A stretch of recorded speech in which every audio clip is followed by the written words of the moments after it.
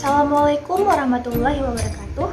Perkenalkan, nama saya Anissa Nurafifah dengan NIM 191012127220004. Perkenalkan, nama saya Dewi Arianti dengan NIM 191101222200007. Perkenalkan, nama saya Farah Davia dengan NIM 191012722200013. Perkenalkan, nama saya Muhammad Amin, NIM 1910-1271-10009 dari kelas A01. Pada kali ini, kelompok kami, yaitu kelompok 2 dari kelas A01 akan membahas mengenai peningkatan perilaku dengan menggunakan teknik token ekonomi dan teknik asertif dalam modifikasi perilaku. Sebelum kita memasuki materi ini lebih dalam dan lebih memahami tentang teknik token ekonomi dan teknik asertif, kita harus mengetahui terlebih dahulu definisi dari teknik token ekonomi dan teknik asertif itu sendiri. Yang mana pada slide ini kita akan membahas definisi dari teknik token ekonomi atau pengertian dari teknik token ekonomi. Apa sih teknik token ekonomi itu? Jadi, teknik token ekonomi merupakan suatu cara atau teknik untuk modifikasi perilaku dengan cara pemberian satu token sesegera mungkin ketika perilaku sasaran yang mau diubah muncul. Menurut Buckley, pada tahun 2015, teknik token ekonomi adalah suatu cara untuk penguatan tingkah laku yang ditujukan kepada anak yang sesuai dengan target yang telah disepakati dengan menggunakan hadiah untuk penguatan yang simbolik. Yang mana token ekonomi ini adalah salah satu teknik modifikasi perilaku dengan cara pemberian token atau kepingan sebagai penguatan dari perilaku positif yang muncul. Yang mana token tersebut dapat berupa stiker, chip, uang mainan, poin, atau kartu yang mudah diketahui oleh anak. Token dapat ditukar dengan reward atau penghargaan yang sudah ditentukan sejak awal, sehingga penggunaan salah satu teknik dalam pelaksanaan modifikasi perilaku yang dapat digunakan ialah teknik token ekonomi. Selanjutnya kita akan membahas mengenai tujuan teknik token ekonomi dalam modifikasi perilaku. Tujuan utama dari token ekonomi adalah meningkatkan perilaku yang disukai dan mengurangkan perilaku tidak disukai. Ini menurut Millenberger pada tahun 2001. Nah, adapun tujuannya yaitu untuk mengembangkan perilaku adaptif melalui pemberian reinforcement dengan token. Ketika tingkah laku yang diinginkan telah cenderung menetap, pemberian token dikurangi secara bertahap. Token ekonomi dapat digunakan untuk, di sini ada 3. Yang pertama itu memperbaiki manajemen kelas, khususnya dengan siswa-siswa yang bermasalah. Yang kedua itu ada meningkatkan partisipasi kelas, dan yang terakhir ada meningkatkan perilaku positif yang tidak kompatibel dengan fobia sekolah, tantrum, mengisap jempol, inkompresisi atau menahan pases, berkelahi dan sebagainya.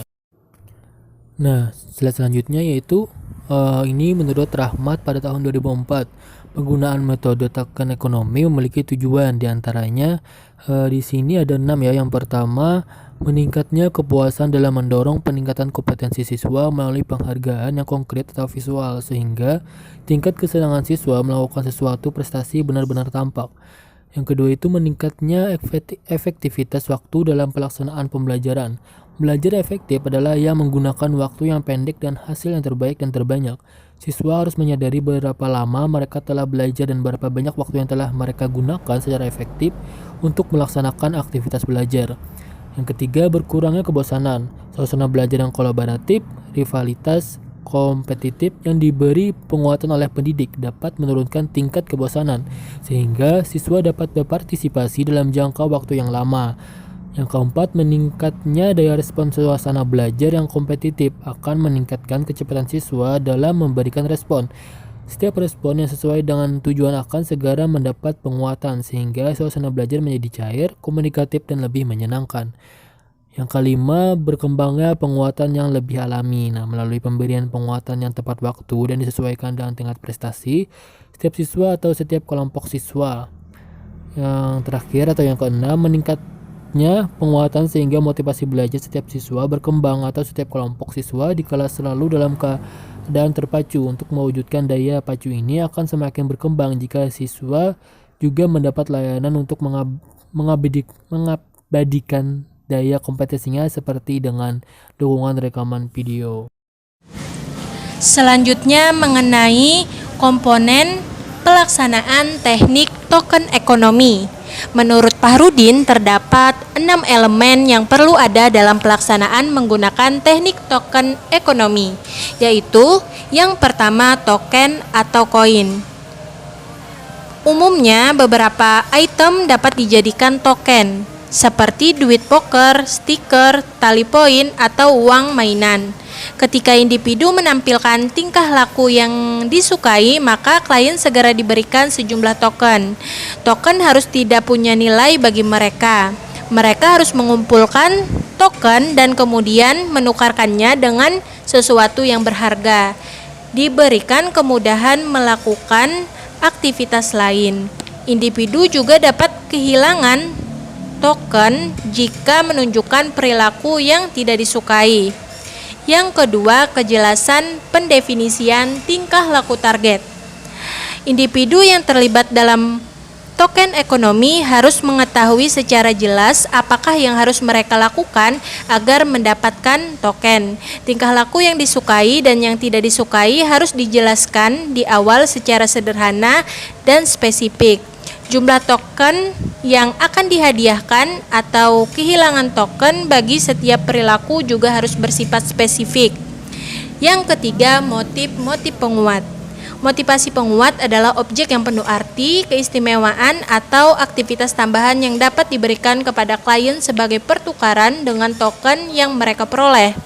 Token dapat berupa mainan-mainan, waktu tambahan, atau aktivitas di luar. Kesuksesan dari suatu teknik token tergantung pada motif-motif penguat tersebut.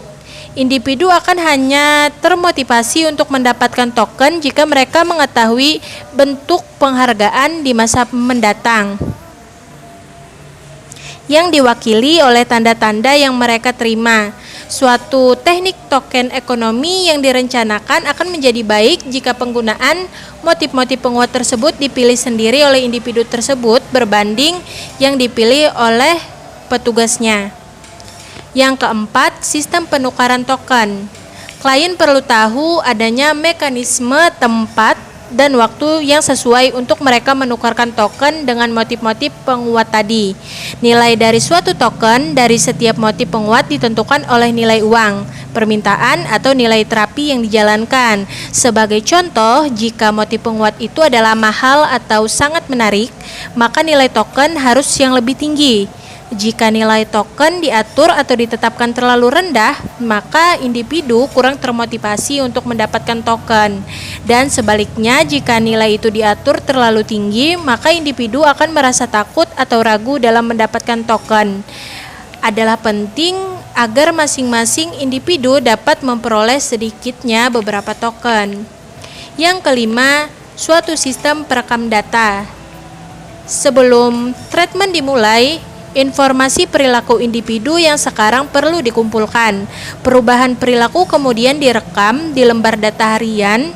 Informasi ini akan digunakan untuk mengukur kemajuan individu dan efektivitas dari token ekonomi. Informasi mengenai pertukaran dari token juga perlu untuk direkam atau dicatat. Dan yang keenam, implementasi konsistensi ekonomi token oleh pekerja sosial atau petugas. Dalam hal ini, keberhasilan implementasi ekonomi token sangat bergantung dari semua pekerja sosial atau petugas sebagai terapis yang harus memperlihatkan perilaku-perilaku yang sama, menggunakan token dalam jumlah yang sesuai, menghindari motif penguat yang dibagikan dengan bebas, dan mencegah token dari pemalsuan, pencurian, atau diperoleh secara tidak adil. Tanggung jawab pekerja sosial atau petugas dan ketentuan-ketentuan token ekonomi harus dijelaskan dalam suatu manual tertulis. Lalu berikutnya kita akan membahas mengenai implementasi pelaksanaan.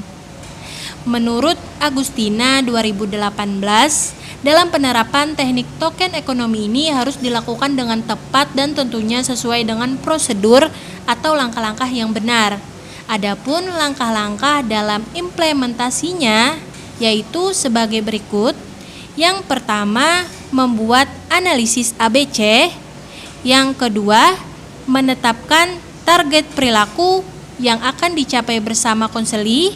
Yang ketiga, penetapan besaran harga atau poin token yang sesuai dengan perilaku target.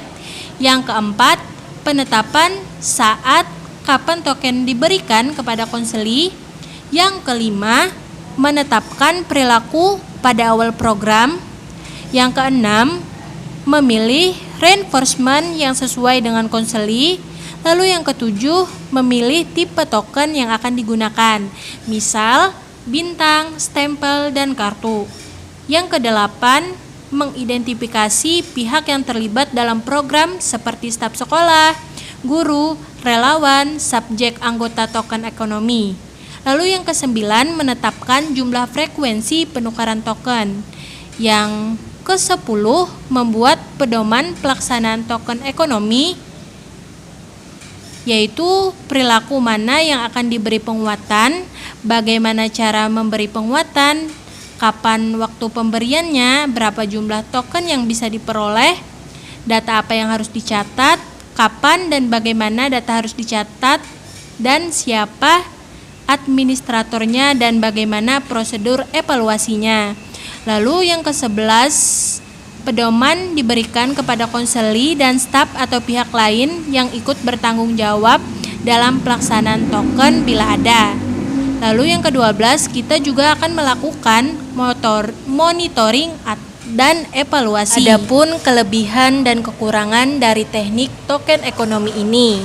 Untuk kelebihannya sendiri, yang pertama, token dapat menguatkan tingkah laku siswa dengan seketika setelah terjadi. Yang kedua, token ekonomi tersusun dengan baik sehingga tingkah laku siswa yang diharapkan diperkuat secara konsekuen. 3. Token merupakan penguat yang dikondisikan secara umum karena akan dipasangkan dengan penguat lain yang bervariasi. Yang keempat, token mudah untuk dibagikan dan penerima mudah menjumlahkan. Yang kelima, token dapat dengan mudah diukur, sehingga tingkah laku yang berbeda dapat menerima token lebih banyak atau lebih sedikit. Yang keenam, penukaran token mudah dilaksanakan karena penerima dapat menjumlahkan token yang dapat mengubah masalahnya dalam bertingkah laku. Dan yang ketujuh, penerima dapat belajar kemampuan-kemampuan yang terlibat dalam perencanaan ke depannya dengan menyimpan token untuk penukaran hal-hal yang lebih diinginkan.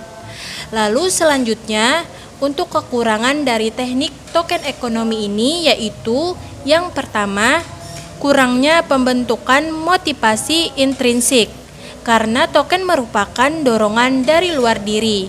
Yang kedua, dibutuhkan dana lebih banyak untuk penyediaan pengukuh pendukung. Dan yang ketiga, adanya beberapa hambatan dari orang yang memberikan dan menerima teknik token ini. Nah, selanjutnya kita akan membahas mengenai dari definisi teknik asertif atau pengertian dari teknik asertif itu sendiri. Pelatihan teknik asertif adalah prosedur pengubahan perilaku yang mengajarkan, membimbing, melatih, dan mendorong klien untuk menyatakan dan berperilaku tegas dalam situasi tertentu. Asertif itu sendiri dapat diartikan sebagai kemampuan seseorang untuk menyatakan dirinya dengan tulus, jujur, jelas, terbuka, sopan, spontan, apa adanya dan tepat tentang keinginan, perasaan, dan emosi yang dia alami. Apakah hal tersebut yang dianggap menyenangkan ataupun mengganggu sesuai dengan hak-hak yang dimiliki dirinya tanpa merugikan, melukai, menyinggung, atau mengancam hak-hak kenyamanan serta integritas perasaan orang lain. Perilaku asertif tidak dilatar belakangi maksud-maksud tertentu, seperti untuk memanipulasi, memanfaatkan, memperdaya, ataupun mencari keuntungan dari pihak lain. Inti dari perilaku asertif ini adalah kejujuran, yaitu cara hidup atau bentuk komunikasi yang memuat kejujuran di dalamnya. Sehingga latihan asertif adalah salah satu teknik treatment gangguan tingkah laku di mana klien diinstruksikan, diarahkan, dilatih, serta didukung untuk bersikap asertif dalam menghadapi situasi yang tidak nyaman atau kurang menguntungkan bagi dirinya. Sebagaimana yang disebutkan oleh Goldstein dalam Sunardi pada tahun 2010, latihan asertif merupakan rangkuman yang sistematis dari keterampilan, peraturan, konsep, atau sikap yang dapat dikembangkan dan melatih kemampuan individu untuk menyampaikan dengan terus terang pikiran, perasaan, keinginan, dan kebutuhannya dengan penuh percaya diri sehingga dapat berhubungan baik dengan lingkungan sosialnya. Nah, yang selanjutnya kita akan membahas mengenai tujuan teknik asertif. Nah, yang pertama itu menurut Corey pada tahun 2003 mengemukakan bahwa tujuan latihan asertif adalah sebagai berikut. Nah, ini ada 3 poin yang dapat kita ambil. Yang pertama, membantu orang yang tidak mampu mengungkapkan kemarahan atau perasaan tersinggung. Yang kedua, membantu orang-orang yang menunjukkan kesopanan berlebih dan selalu mendorong orang lain untuk mendahuluinya. Nah, yang terakhir, membantu orang-orang yang memiliki kesulitan untuk membantu orang-orang yang mengalami kesulitan untuk respon mengungkapkannya afeksi dan respon positif lainnya, dan membantu orang-orang yang merasa tidak punya banyak hak untuk memiliki perasaan-perasaan dan pemikiran-pemikirannya sendiri. Nah, lalu ada juga pendapat yang dikemukakan oleh Lutfi Fauzan pada tahun 2010. Beliau berpendapat bahwa tujuan penggunaan teknik ini adalah sebagai berikut. Yang pertama itu mengajarkan individu untuk menyatakan diri mereka dalam suatu cara sehingga memantulkan kepekaan kepada perasaan dan hak-hak orang lain. Yang kedua, meningkatkan keterampilan behavioralnya sehingga mereka bisa menentukan pilihan apakah pada situasi tertentu perlu berperilaku seperti apa yang diinginkan atau tidak. 3. Mengajarkan pada individu untuk mengungkapkan diri dengan cara sedemikian rupa sehingga terefleksi kepekaannya terhadap perasaan dan hak orang lain. Yang keempat, meningkatkan kemampuan individu untuk menyatakan dan mengekspresikan dirinya dengan enak dalam berbagai situasi sosial. Yang kelima, menghindari kesalahpahaman dari pihak lawan komunikasi. Dan terakhir, menyenangkan orang lain dan menghindari konflik dengan segala akibatnya. Nah, ini pendapat yang dikemukakan oleh Lutfi Fauzan. Nah, selanjutnya kita akan membahas mengenai manfaat teknik asertif. Di sini ada banyak manfaatnya. Yang pertama itu ada melatih individu yang tidak dapat menyatakan kemarahan dan kejengkelan. Yang kedua, melatih individu yang mempunyai kesulitan untuk berkata tidak dan yang biarkan orang lain memanfaatkannya. Yang ketiga, melatih individu yang merasa bahwa dirinya tidak memiliki hak untuk menyatakan pikiran, kepercayaan, dan perasaan-perasaannya. Yang keempat, melatih individu yang sulit mengungkapkan rasa kasih dan respon-respon positif yang lain. Yang kelima, meningkatkan penghargaan terhadap diri sendiri. Yang keenam, membantu untuk mendapatkan perhatian dari orang lain. Yang ketujuh, meningkatkan kemampuan dalam mengambil keputusan. Dan yang terakhir, dapat berhubungan dengan orang lain dengan konflik, kekhawatiran, dan penolakan yang lebih sedikit. Baik, yang selanjutnya mengenai implementasi pelaksanaan teknik asertif. Banyak sekali para tokoh dan juga para ahli yang telah mengemukakan pengimplementasian pelaksanaan teknik asertif ini. Yang pertama yaitu menurut Masters dalam Gunarsi tahun 2007 pada halaman 217 sampai 220 meringkas beberapa jenis prosedur latihan asertif, yakni yang pertama ada identifikasi. Identifikasi terhadap keadaan khusus yang menimbulkan persoalan pada klien. Yang kedua, memeriksa apa yang dilakukan atau dipikirkan klien pada situasi tersebut. Pada tahap ini akan diberikan juga materi tentang perbedaan perilaku agresif, asertif, dan juga pasif. Yang ketiga, dipilih sesuatu situasi khusus di mana klien melakukan permainan peran atau role play sesuai dengan apa yang ia perlihatkan. Yang keempat, di antara waktu-waktu pertemuan, konselor menyuruh klien melatih dalam imajinasinya respon yang cocok pada beberapa keadaan pada mereka juga diminta menyertakan pernyataan diri yang terjadi selama melakukan imajinasi. Hasil apa yang dilakukan pasien atau klien dibicarakan pada pertemuan berikutnya. Yang kelima, konselor harus menentukan apakah klien sudah mampu memberikan respon yang sesuai dari dirinya sendiri secara efektif terhadap keadaan baru, baik dari laporan langsung yang diberikan maupun dari keterangan orang lain yang mengetahui keadaan pasien atau klien. Sedangkan menurut Bernard, tahun 1992, agar pemberian teknik ini memiliki dampak yang optimal pada individu, maka pertama-tama pelatih harus mengembangkan beberapa kompetensi asertivitas. Berikut ini langkah-langkah atau tahapan yang akan diberikan, yaitu yang pertama, teori yang berisi penjelasan-penjelasan dasar mengenai perilaku asertif, termasuk membedakan perilaku tersebut dengan perilaku agresif. Yang kedua, diskusi mengenai asesmen masing-masing peserta mengenai keterampilan asertif atau hambatan-hambatan untuk berperilaku asertif. Fase asesmen ini tingkatan dengan sukarelawan bermain peran pada situasi-situasi khusus di mana biasanya orang-orang sulit untuk berperilaku asertif. Yang ketiga, contoh-contoh perilaku asertif dari peserta yang telah menjadi model peran ini dapat diberikan dalam bentuk demonstrasi oleh fasilitator dengan fasilitator lain. Demonstrasi oleh fasilitator dengan peserta atau melalui demonstrasi yang dilakukan dengan orang yang terampil yang diundang ke ruang pelatihan untuk mendemonstrasikan perilaku asertif. Pilihan lain mungkin dianggap kurang menarik bila penampilan yang baik sering membuat peserta jadi memiliki perasaan tidak mampu, maka penting agar fasilitator selama pelatihan tidak menampilkan dirinya sebagai orang yang begitu asertif, tetapi menerima berbagai kesalahan yang muncul. Kesalahan-kesalahan itu dijelaskan pada peserta dan dapat dijadikan contoh oleh peserta. Yang keempat, seleksi. Bersama para peserta, fasilitator menyeleksi situasi-situasi yang mungkin dipraktekkan dalam berperilaku asertif. Secara umum, situasi-situasi yang disiapkan untuk peserta pelatihan adalah berespon secara asertif, berhadapan dengan orang lain secara lebih asertif, mengembalikan makanan yang salah ke toko atau mengembalikan makanan yang tidak memuaskan di sebuah restoran, tidak berespon agresif dalam suatu diskusi, mampu berbicara di depan sekelompok orang. Situasi-situasi ini kemudian dapat dilatih lagi dengan menggunakan metode bermain peran gerak lambat. Tiap adegan bermain peran, peserta didorong untuk merefleksikan kemampuan dan mengadopsi perilaku asertif jika mereka tergelincir ke dalam perilaku agresif maupun pasif. Dan yang kelima, keterampilan yang baru dipelajari diterapkan dalam dunia nyata atau kondisi keseharian. Dibutuhkan tindak lanjut untuk melihat kemajuan atau hambatan-hambatan mengenai praktek perilaku tersebut.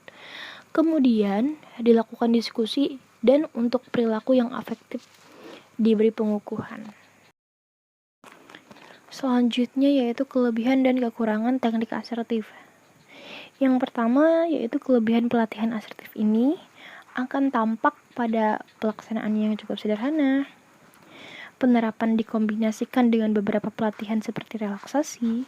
Ketika individu lelah dan jenuh dalam berlatih, kita dapat melakukan relaksasi supaya menyegarkan individu itu kembali.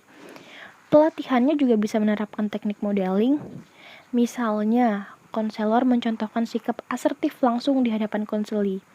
Selain itu, juga dapat dilaksanakan melalui kursi kosong. Misalnya, setelah konseli mengatakan tentang apa yang hendak diutarakan, ia langsung mengutarakan di depan kursi yang seolah-olah di kursi itu ada orang yang dimaksud oleh konseli. Pelatihan ini dapat mengubah perilaku individu secara langsung melalui perasaan dan sikapnya. Dan yang terakhir, di samping dapat dilaksanakan secara perorangan, juga dapat dilaksanakan dalam kelompok. Melalui latihan-latihan tersebut, individu diharapkan mampu menghilangkan kecemasan-kecemasan yang ada pada dirinya, mampu berpikir realistis terhadap konsekuensi atau keputusan yang diambil, serta yang paling penting adalah menerapkannya dalam kehidupan ataupun situasi yang nyata. Yang kedua, yaitu kelemahan pelatihan asertif ini akan tampak pada A. Meskipun sederhana, namun membutuhkan waktu yang tidak sedikit. Ini juga tergantung dari kemampuan individu itu sendiri. Yang B. Bagi konselor yang kurang dapat mengkombinasikannya dengan teknik lainnya, pelatihan asertif ini kurang dapat berjalan dengan baik, atau bahkan akan membuat jenuh dan bosan konseli atau peserta, atau juga membutuhkan waktu yang cukup lama. Baik, sekian presentasi dari kelompok 2. Salah hilap mohon dimaafkan. Wabillahi taufiq wal hidayah. Wassalamualaikum warahmatullahi wabarakatuh.